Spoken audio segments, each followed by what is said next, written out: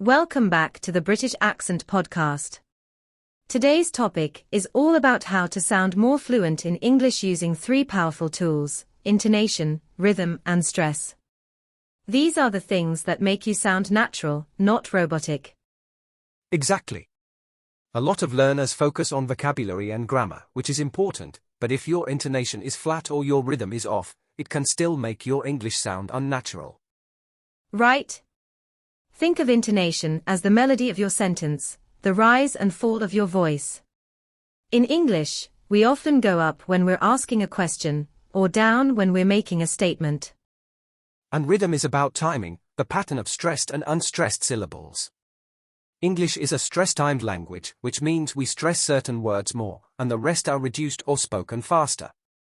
Yes, and stress itself is the emphasis you give to specific words.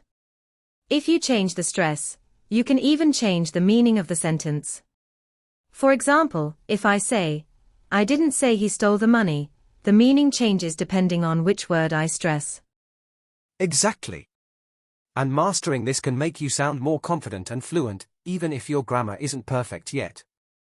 Also, it's something you can start practicing today, even without learning new words. Just by adjusting your intonation and rhythm, you can instantly level up your speaking skills. One trick is to shadow native speakers. Play a short audio, then try to copy the exact rise, fall, and speed. It's like singing along to a song but with speech. That's a great point. It's also important to notice how native speakers link their words and reduce sounds. This naturally affects rhythm and makes your English flow better. And don't forget, sometimes pausing at the right place is just as important as speaking. It gives your listener time to absorb what you're saying, and it makes you sound more deliberate. Another thing to keep in mind is that you don't need to overthink every sentence. The more you listen and imitate, the more natural these patterns will feel. It's like muscle memory, your mouth and voice will start doing it automatically. Yeah, and that's why active listening is so important. Don't just understand the words, notice the music of the sentence. Is the voice going up? Down? Is there a pause? Which words are stronger? Exactly. And you can even exaggerate at first when practicing. Stretch the intonation, make the stress really clear. Later, you can tone it down, but that exaggeration will help your brain lock in the pattern. A fun way to practice is by reading dialogue from a movie or a TV series out loud. Try to copy the exact emotion and energy. If the character sounds excited, you should too. Yes. And emotions are a big part of sounding fluent. If you sound bored or monotone, your English will also sound less natural, even if the grammar is perfect. Also, don't forget connected speech. Words often blend together in natural conversation. Instead of "I am going to," you'll hear "I'm gonna." Understanding and practicing these reductions will help your rhythm a lot. Right? And the best way to catch these is by listening to real-life English, podcasts, YouTube videos, or even casual conversations, and mimicking exactly what you hear. And don't be afraid to record yourself. When you play it back, you'll notice things you didn't hear while speaking. It's like having your own personal coach. Another tip I love is shadowing. This is when you play a short clip of a native speaker and try to speak along with them at the same time, matching their speed, intonation, and stress as closely as possible. It's challenging at first, but it forces your brain and mouth to work together. Yeah, and the beauty of shadowing is that you're not just repeating words, you're copying the flow. That means you're training yourself to think and speak in English rhythms instead of translating from your first language. And don't worry if you mess up a few words. The goal is fluency and rhythm, not perfection. If you're always stopping to fix yourself, you break the natural flow, and that's exactly what we're trying to build. You can even mix shadowing with music. Singing along to English songs, especially slower ones at first, can help you practice stress and intonation in a fun way. Yes, because songs really exaggerate rhythm and stress, and that makes it easier for learners to feel it. Plus, you're more likely to repeat a song you enjoy, which means more practice without it feeling like homework. Another thing you can do is record yourself. Seriously, it might feel a bit awkward, but it's one of the fastest ways to hear where your intonation or rhythm feels off. Compare your recording with a native speaker's version and see where you can adjust. And when you listen back, don't just focus on pronunciation of individual words, pay attention to the music of your sentence. Does your voice go up and down naturally? Are you stressing the right words? Exactly. And one little trick, in English, content words like nouns, verbs, adjectives usually get more stress, while function words like a, the, of, get less stress. If you start applying that pattern, you'll instantly sound more fluent. Right, and when you combine that with keeping your sentences smooth, no sudden pauses unless they're natural, you'll notice people understand you more easily and your speech sounds more confident. You can also try shadowing. It's one of my favorite exercises.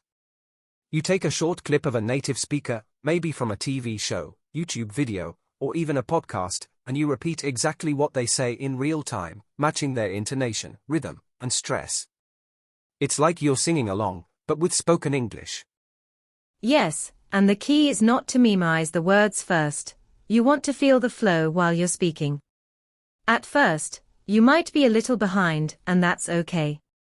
Over time, your brain gets faster at catching the sounds and producing them instantly. Another fun approach is to exaggerate the intonation when you practice. Make the highs higher and the lows lower than you would in normal conversation. It might sound a bit dramatic, but it trains your voice and your ear to recognize the patterns. Later, you can bring it back to a natural level. And remember, fluency is not about speed, it's about smoothness. A fluent speaker can pause, slow down, and still sound confident, because their rhythm is consistent. So, if you need to think for a moment, use natural fillers like well, or you know, instead of freezing completely. Exactly. Think of it like music, there are beats, accents, and flow. Once you get that, speaking English starts to feel less like building sentences and more like playing a song you already know. Another tip is to listen to different accents and voices. If you only listen to one style of English, your ear will get too used to it, and you might struggle when someone speaks differently. So mix it up, watch British TV shows, listen to Australian podcasts, talk to American friends. Right, and when you do, pay attention to how the stress changes between accents. For example, in American English, the pitch often rises and falls more dramatically, while in British English, it can be a bit more subtle but still rhythmic. You can even record yourself and compare. Play the native version, then play your version right after. Ask yourself, does my stress match theirs? Do I pause in the same spots? Do I sound flat, or do I have variation in my tone? And don't forget, intonation is also about emotion. If you're telling a story, let your voice show excitement, surprise, or curiosity. Native speakers use pitch and rhythm to make their speech more engaging, and you can do the same to sound more fluent. Another exercise I love is shadowing, listening to a native speaker, and repeating exactly what they say in real time, matching their intonation, rhythm, and stress. It's like singing along with a song, but for spoken English. Yeah, and the key with shadowing is not just repeating the words, but copying the music of the sentence. If they go up in pitch, you go up. If they pause, you pause. If they stress a word, you stress it too. You can even start with short clips, maybe just one sentence from a podcast or movie, and repeat it until it feels natural in your mouth. Over time, you'll find that your brain starts to automatically produce that rhythm without thinking. And that's when speaking feels effortless, because your mouth and ears have already learned the natural flow of English, so you're not building each sentence from scratch. It just comes out sounding smooth and confident. Another thing you can do is record yourself. I know it might feel a little awkward at first, but trust me, when you listen back, you'll hear exactly where your intonation sounds flat, or your rhythm feels off. Right, and when you compare your recording to the native speaker version, you can spot small differences you didn't notice while speaking. Then you just tweak and practice again until it's closer. It's also helpful to exaggerate a bit during practice. Stress the important words more, make your voice rise and fall more than feels natural. This actually trains your muscles and your brain to be comfortable with the patterns, so later you can dial it back to a natural level. Yeah, it's like learning to dance. You practice the moves bigger and slower at first, then when you speed up, it feels effortless and smooth. And don't forget to connect your words. Fluent speakers rarely pronounce every single word separately, instead, the sounds link together, and sometimes letters even disappear. This creates that smooth, flowing sound. Exactly. For example, instead of saying, "What are you doing?" like for separate words, a native might say, "What you doing?" It's faster, it's smoother, and it sounds more natural in casual conversation. You can practice this by shadowing, repeating right after a native speaker, matching not just the words, but also the rhythm, the stress, and the connected sounds. And it's okay if you don't get it perfect right away. The more you listen and mimic, the more your brain gets used to these patterns, until they become automatic when you speak. So, to sound more fluent, it's not just about learning more vocabulary, it's about mastering intonation, rhythm, stress, and connection between words. Exactly. Think of it like music, when you get the melody right, everything flows better. Alright, that's all for today's episode. Keep listening, keep practicing, and soon you'll hear and feel the difference in your English. Thanks for tuning in, and we'll see you in the next one.